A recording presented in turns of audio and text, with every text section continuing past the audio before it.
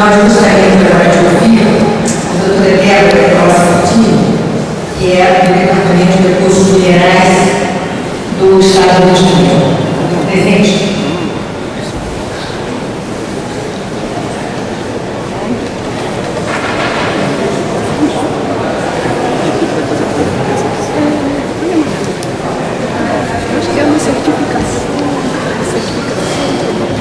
Depois eu vou passar a palavra para a Leonardo Manelli, da Defensoria Social da CNM. Vou dar 10 minutos.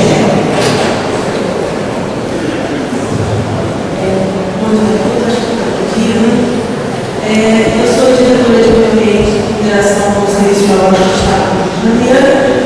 Eu entrei convocada aqui para fazer uma explicação, tentar fazer uma explicação um pouco mais importante sobre uma questão muito técnica, que é o que é um aquífero. O que exatamente significa um aquífero?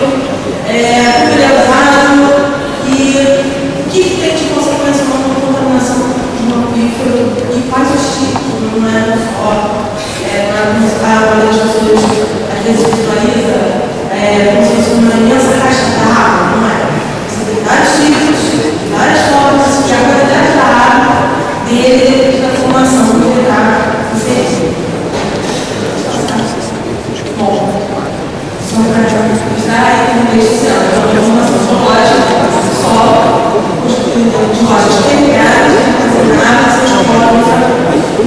No caso do Estado do Rio de Janeiro, aquela área do oceano, antigo leito de rio, rochas sedimentares e formações venenosas, faz com que você tenha polos e, por consequência, a permeabilidade da água. Outro conceito que se refere ao aquífero, é somente o material geológico capaz de servir de transitório e de transmissão da água e armazenagem. Assim, uma hidrologia. O que é hidrologia? É um tipo só será aquífera se a existência de polos saturados, cheios de água, permitir a fácil transmissão da água armazenada, o que muitas vezes não acontece.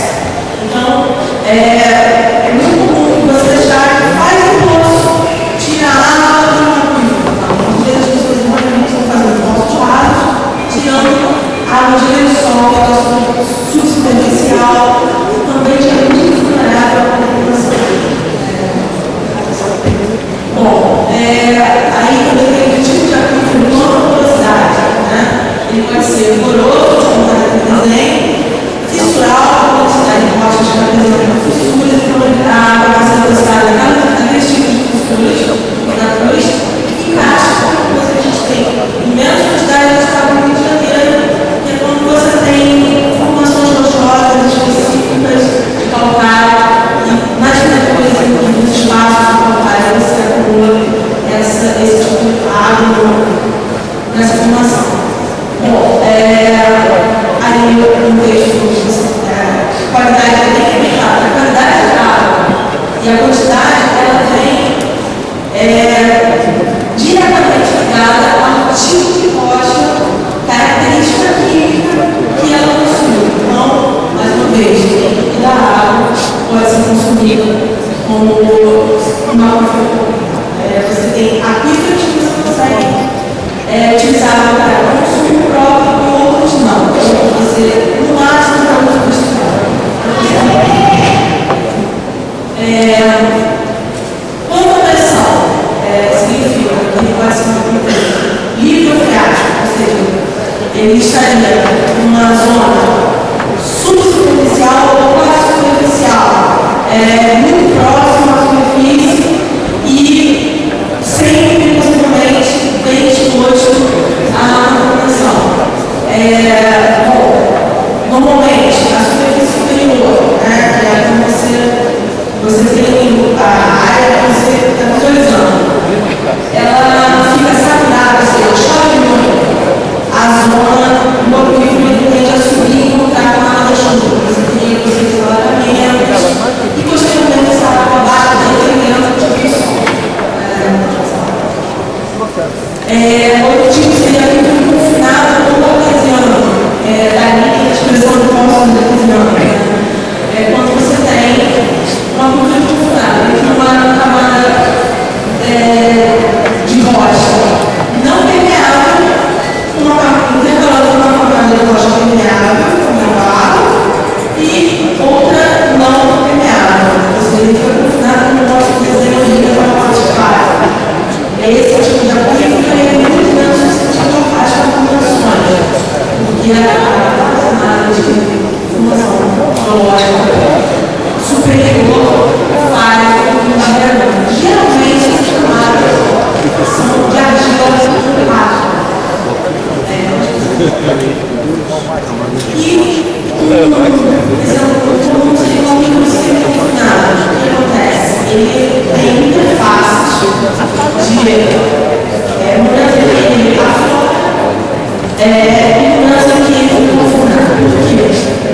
Você tem intercalações de areia que em alguns momentos eles se interligam, muitas vezes se interligam com a energia hídrica do local. Bom, aí tem um exemplo clássico, que seria um nível freático, interferiam e se ao desvio, uma drenagem, tá? E abaixo dessa camada clara, o aquífero líquido seria esse, que você tem essa interface muito clara, o nível freático do aquífero líquido. Você muitas vezes não consegue saber o que é outro, e quando chove, aí isso também, inclusive, fica um pouquinho. Tem uma camada permeável, geralmente de argila, como eu disse, uma rocha bem cristalina ali. Você abaixo tem uma coisa confinada, seria esse caso fica em duas camadas permeáveis, não tem confinado, não dividir isso.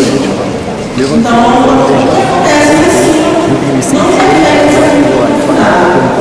E você pode ter mais de uma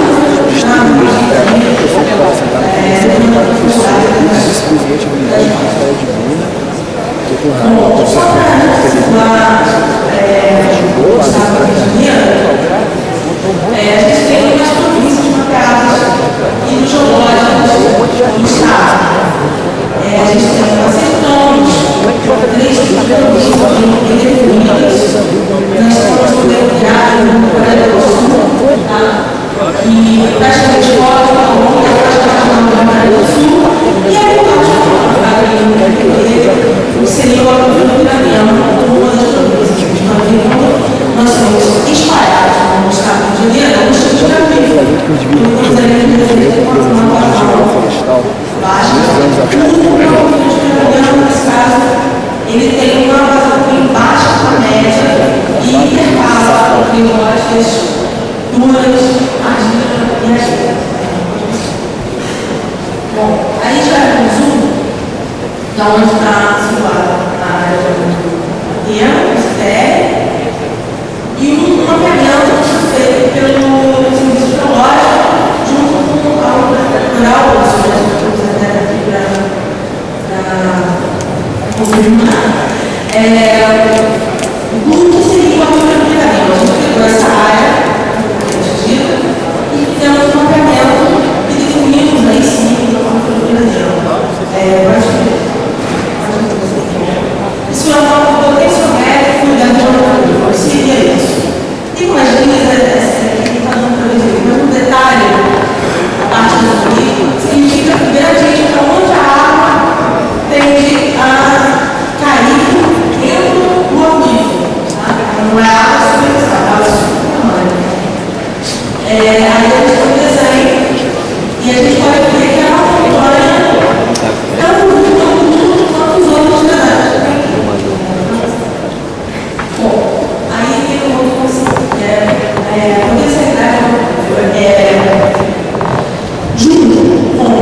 tipo de formação, mais um minuto, então vou lá.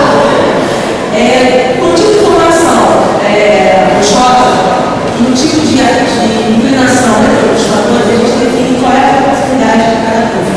Nesse caso, a zona onde está inserida o dedo está entre baixa e média potencialidade. Ou seja, você tem potencialidade aquífera naquele local muito pouco. A alta potencialidade está bem embaixo, essa área mais escura, que seria o próximo ponto. Em contrapartida, no conceito elevado, você tem a vulnerabilidade, que seria quando aquela região é vulnerável ou não a uma contaminação lógica do sistema. No caso, normalmente, a gente tem classificado como baixa vulnerabilidade naquela região onde está circulada a autorização do aquífero e a alta vulnerabilidade normalmente aqui, onde anteriormente era azul, a área azul é uma área mais clara, menos vulnerável. Não existe não vulnerável, é menos, mais, super vulnerável, entendeu? Bom, esse estudo está disponível no nosso site, lá no estudo mais completo, com relatório, com mapas detalhados, do aquífero que nós temos no mundo todo, e o nosso caso.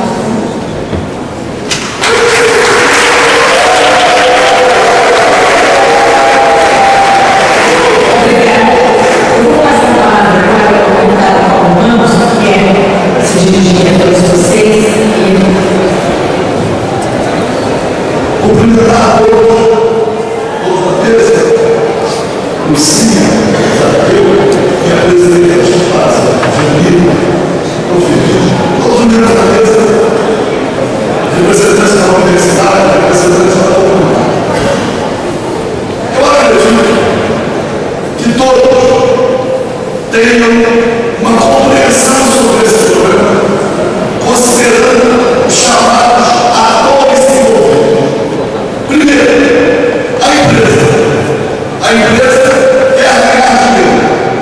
Não tem nenhuma preocupação com o meio ambiente.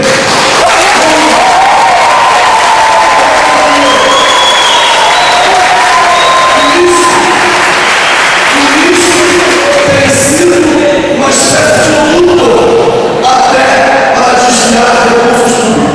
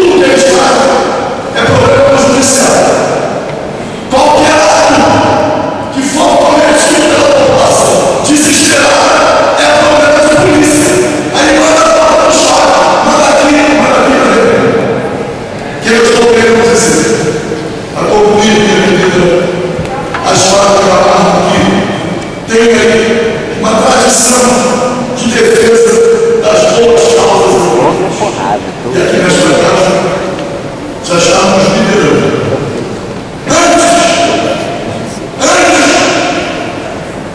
Havia uma outra pessoa identificada com a causa ambiental. Tudo isso, quando assumiu funções concretas, entregou, negociou, fez o que fez.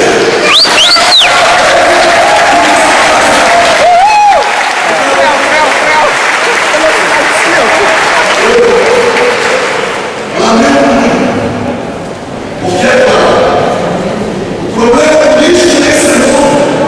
Eu defendo uma coisa: quem pode uma Deus que vai. Cada um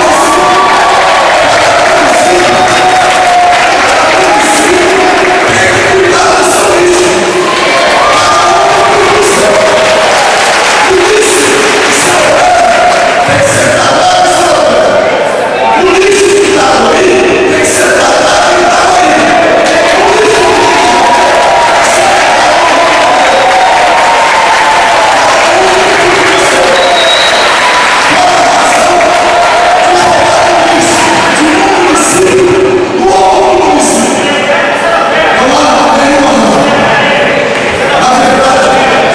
É preciso que a população do Rio de Janeiro, especialmente a população do Centro-Oeste, que nós comecemos a olhar o que está acontecendo em outras partes do mundo, quando o interesse coletivo é alcançado, quando o interesse coletivo é frustrado.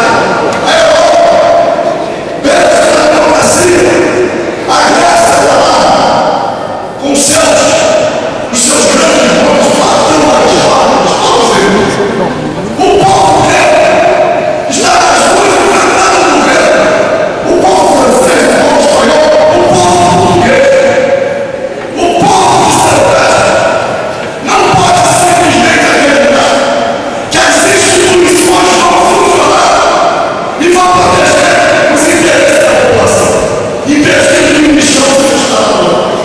A população tem que fazer a construção física, tem que investir no trânsito dos caminhões, tem que fazer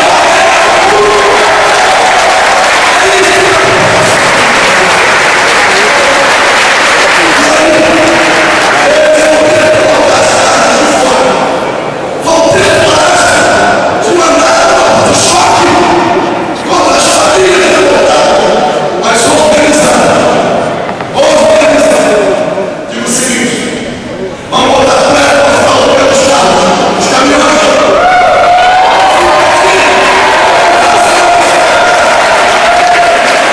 Isso não é procedimento de democracia.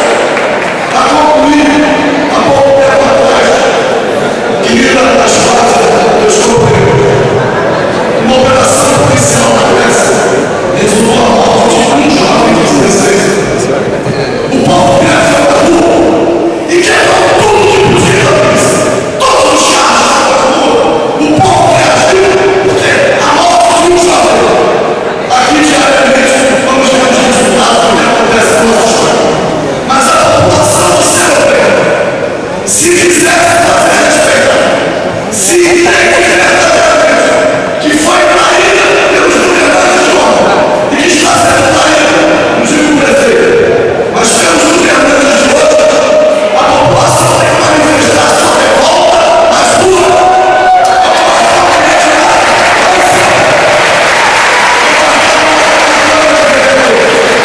E vamos discutir quais são os procedimentos para a resistência democrática, mas minimamente revolucionária.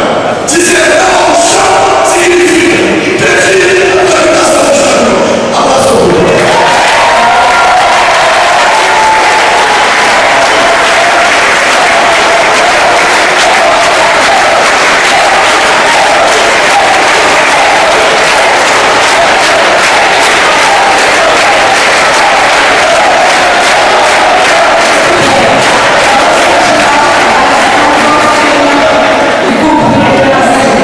Eu queria chamar o Luiz Felipe para falar sobre como está se dando o encaminhamento pelo município do Rio de Janeiro, dos resíduos sólidos para a Ferropédia. E, se puder, nos dizer que saída teremos para esse impasse.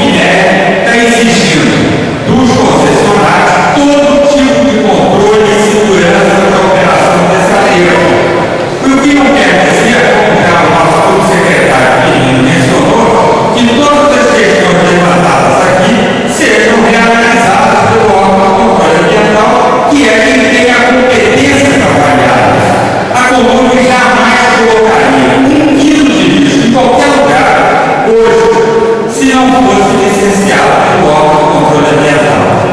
O nosso principal é o INEA, o Instituto Estadual.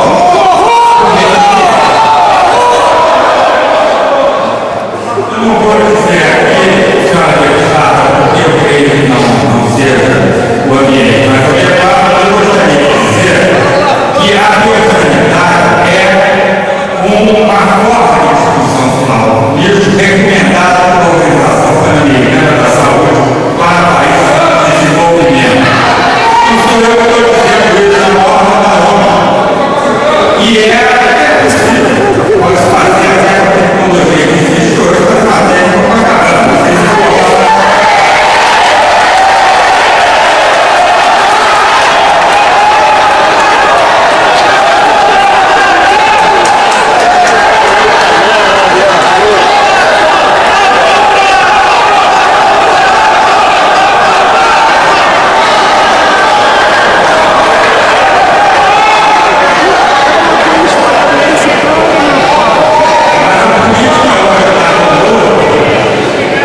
É o artigo